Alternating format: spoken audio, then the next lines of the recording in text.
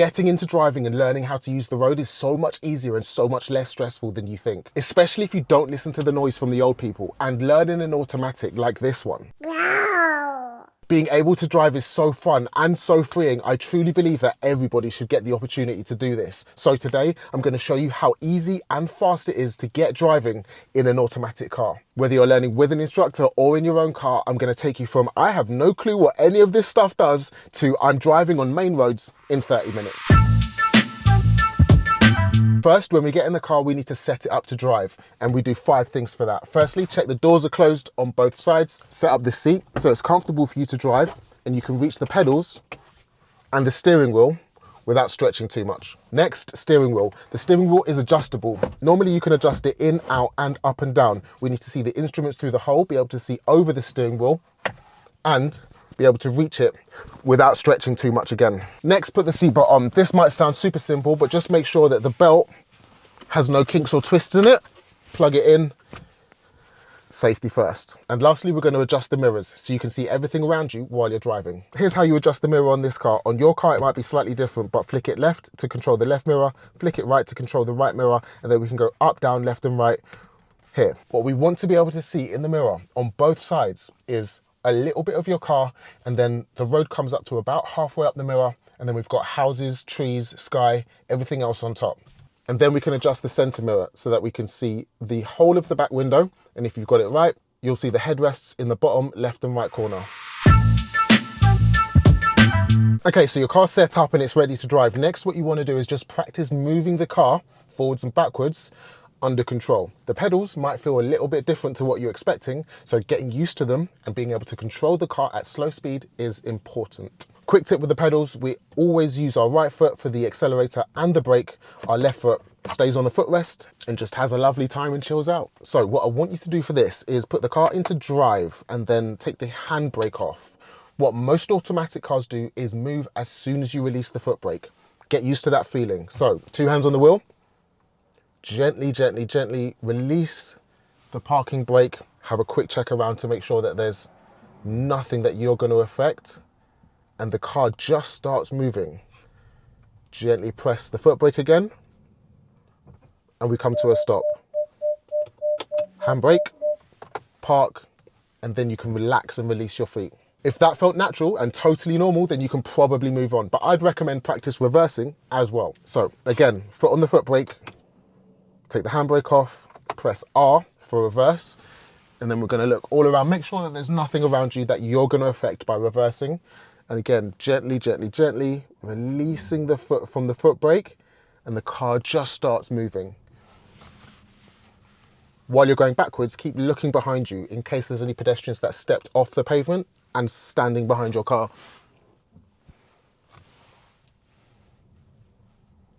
It's actually so easy to drive an automatic. Parking brake on and into park. Practice that a few more times if you need to, until you're happy and you feel confident moving the car and that you're in control of it. When you're happy, then you can move on to the next stage. Here's where it starts to get really fun. We're going to move off into the road, into the flow of potential traffic, and then stop again on the left side, just a few meters down the road. Here's a nice easy routine to remember how to do this. Posh, prepare, observe, signal, handbrake. So prepare the car to go. We're in drive. Then observe, check that we're not going to affect anyone by moving off. Signal to let people know where you're going next. Handbrake comes off. If it's been a couple of seconds since you last checked, redo those checks to make sure that just before your car starts to move, the coast is clear. Oh, it's so manageable. Gently press the accelerator, literally just a millimeter, just tickling that pedal. The car will start to speed up very gradually. That's all we want for now. Very gradual build up of speed. 2 hands on the wheel gives you the most control. And then literally, if you just point the steering wheel where you want the car to go, the car goes there. So easy, nothing too stressful, nothing heroic. And then we're going to think about stopping just after the Tesla. So checking mirrors, middle and left. There's nothing on my left that I'm going to affect. Signal to let everyone else know where I'm going next. Steer in towards the curb.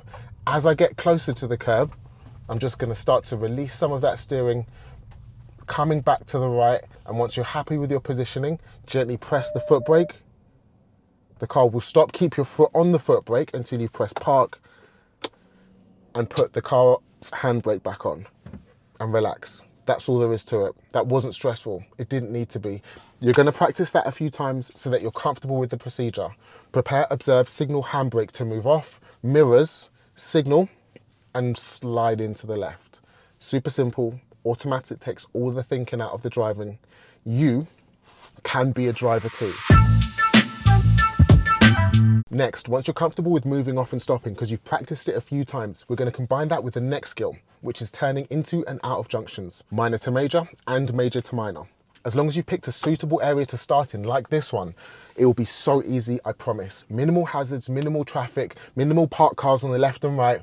This is the perfect area. We call it a nursery area or nursery roads. This will be so easy and you'll have it in minutes. So we need to lean back on the skill that we just learned, which is moving off and stopping. Posh. So prepare the car to go, observe, signal, handbrake, and we're off. A little bit of gas. We're going to get up to speed. We don't have to go mad speed because this road's not too busy. We're not actually holding anyone up. And if there is someone behind, don't worry about it. You've got L plates on. That's what they're there for. Here's our junction that we're going to turn left into. Here's the routine, MS, PSL. MS, PSL. That stands for mirrors, middle and left if we're turning left. Signal, the direction that we want to go. Positioning, we want to position our car so that it looks like we're turning left to make the left turn nice and easy. Speed is low, and then I'm going to look. For a 90-degree corner like this, we'll need about one whole turn on the steering wheel. And see how slow I did it? You can do it exactly the same way. The signal cancels once you've made the turn and then you're driving. This is another 90-degree left bend, but it's not a junction, so we don't need to signal here. We're just gonna steer gently exactly the same way around the corner. For left turns, the guide is try and keep your car tracking the curve of the curb. We don't need to be next to it or sitting on the curve of the curb. We just need to be tracking around it. Don't be too wide out from the junction though. And what you don't want to do is end up right in the middle of the road in the new road. You want to have tracked the curb so that you're in the exact same position that you started in when you exit the junction as well. We're going to try that again. For your first 5 minutes doing junctions, we're just going to go round in circles. Mirror, signal, position, speed. I'm on a downhill, so I need to brake for this one. And then look. Tracking the curve of the curb, checking my right mirror to move around this big Audi. Remember, if the speed gets too much, you have a brake and you don't have to accelerate all the time. What happens if you don't press any pedals? The car just keeps going. So that's super manageable. If you need to get yourself around junctions, but you just want to concentrate on the steering, this is a super manageable speed to be able to do that at. The car won't stop or stall, it keeps going. And if the speed gets too much, just remember, you can always press the brake. So that was turning left from a major road into a minor road, which means that you always have priority. You're turning left, you're not hitting a give way line, so you don't have to give way to anyone except pedestrians. Let's try that again now, going from minor to major. We're gonna hit a give way line. So the skill and the routine is exactly the same. Mirror, signal, position, speed, look. That takes you around all junctions, all roundabouts, everything. If you can learn that, you're onto a winner. So we're gonna turn left at the end of this road. Mirror, signal. The positioning now, we really want to be tucked into that left corner, not too much and not too much of an aggressive angle, just so that our car is pointing the way that we want it to go. Let's stop at this one. At giveaway lines for your first few, I would recommend stopping. We don't have to stop at all giveaway lines unless there's something to give way to, but stop if it's your first few times. So we've done mirror, we've done signal, we've done our positioning now, and the body language of our car now looks like we're turning left. Think about who can't see your signal. Your signal is on the left side of the car. Anyone coming from that way can't see at all where you're going next. So the positioning of your car tells such a big story. Mirror, signal, position, speed. We've stopped at the end of the giveaway line. And then look, right, left, at the minimum. And then once you're happy that there's nothing coming, you can lift off the brake, the car starts to move. And then again, we do that 90-degree turn like we've been practicing. Easy. If you can remember mirror, signal, position, speed, look, and do it early enough so that you've got enough time to execute it before every junction, you can drive anywhere in the country. Mirror, signal, positioning, Speed is going to be 0 by the time I get to that giveaway line. And then I'm going to look right, left, back on the accelerator, one whole turn on the wheel for that 90-degree corner, and go. Okay, next let's do right turns. Exactly the same formula, but this time we have something to give way to potentially. If any cars are coming this way towards us, we need to let them go first. So mirror, middle and right this time. Signal to the right. Positioning is just left of the center line, so we're as right as we can be in our lane. Speed is reducing. There's nothing coming, so I can keep going. I've got no feet on the pedals. I'm just going to let the car walk me around the junction and get my steering nice and accurate. And I've entered the road on the left side. That's important. We don't want to cut the corner. So if you're entering the road on the double broken white lines when you're turning right, that's not good. A car could be coming towards you and be in the same place as you are. So we need to enter the road on the single broken white lines always. Next, we're going to turn right from a minor to a major, which means we're going to hit the giveaway line again. When we hit a giveaway line, we've always got the least priority. So exactly the same routine. Mirror, signal. Positioning this time is as close to the center line as we can, just like when we turned right, major to minor. If there's parked cars, that might adjust your positioning slightly, but we're as close as possible. Speed is reducing down to 0. And then check, check, check. I can see a van coming in the distance, so I'm going to wait for them to pass me. And then what I'm going to do is check again. So right, left, and then accelerate out of the junction, one whole turn on the steering wheel and gently steer back. When I say one whole turn on the steering wheel, that's a rough, very rough guide. All cars will steer slightly differently, and some cars will need more than one turn and some cars will need slightly less than one turn to complete a 90-degree corner. And also it depends on how sharp that 90-degree corner is. If it's like that, you're going to need to steer more quickly. If it's a very rounded 90-degree corner, you can probably steer more slowly. So keep taking corners, keep taking junctions until you get used to steering. You can do MSPSL without thinking too much, and then you're ready for the next phase. Mirror, signal, position, speed, and look. Because there was nothing coming, I didn't come to a complete stop. Once you get happy with junctions, you can do that too. If there's nothing coming from the left or right and you can clearly see that on approach to the giveaway line, then you can keep going without stopping. If you stopped at every giveaway line, by the time you come to your test, then all it does is show you have no clue how to use the junction because you're confusing a stop line with a giveaway line. You're almost a driver. I told you this would be easy. All it takes is practice. Just because you've got it done once correctly, that doesn't mean you can do it. What you need to do is do it over and over and over again. Practice it until you can't get it wrong, not just until you've got it right once. Now it's time to start venturing out and doing some more fun stuff and fun roads. Make sure that you've got your mirrors on lock. I checked my mirror to overtake that white van, and I'm checking it again to move back to the left. I'm aware and I'm planning ahead. I'm aware of the potential dangers that could be where I can't see.